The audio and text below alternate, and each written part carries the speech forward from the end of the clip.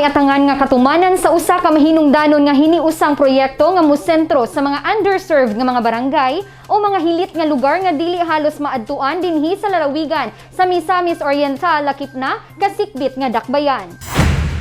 Pinaagi sa pagpanguna sa Provincial Library Miss Or uban si Provincial Librarian Miss Rochelle I. Pahara ug katimbayayong ang National Library of the Philippines kun NLP gitakdang maglusad og usa ka proyekto nga magsiguro sa impact of recorded storytelling nga mahimo sa via online alang ngadto sa mga kabataan kundiin focus niini ang mga estudyante sulod sa mga underserved barangays. Gibutiag ni Miss Pahara nga matudluan og hustong communication skills ang mga kabataan.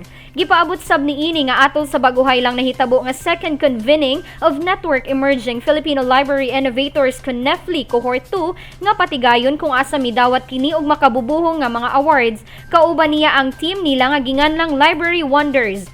Katimbayayong ni Provincial Librarian Miss Pahara si Cagayan de Oro City Public Librarian Mr. Chris Da Vince Laruda, isip co-innovator uban ang ilang duha ka mentors nga sila Miss Concepcion Villanueva ug Mr. Charles Pasikulan.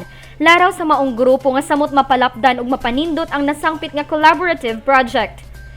Ang among collaborative project is the impact of the recorded storytelling. So, to enhance the communication skills of the students. But it will be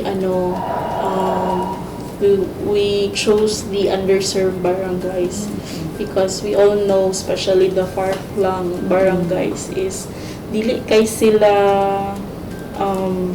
wala sila mga internet connection. So target sa maong grupo sa umaabot ang pagpili og usa ka barangay gikan sa lalawigan sa Misamis Oriental ug isa sab gikan sa dakbayan sa Cagayan de Oro nga mahimong mga benepisyaryo sa unang hugna niini nga lakang.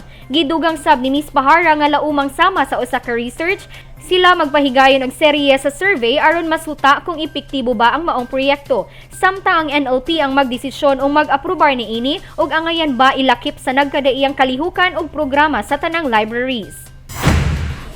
Hugot ang suporta ni Governor Bambi Imano niini nga inisyatiba alayon na sa pagpalambo sa usa sa mga haligi niini nga mao ang edukasyon. Kauban si Mark Anthony Pareha sa kamera. Ako si Lambo Rajian Amor Maygay. Alang sa limpyog mataro nga panggobyerno, padayon Pilipino.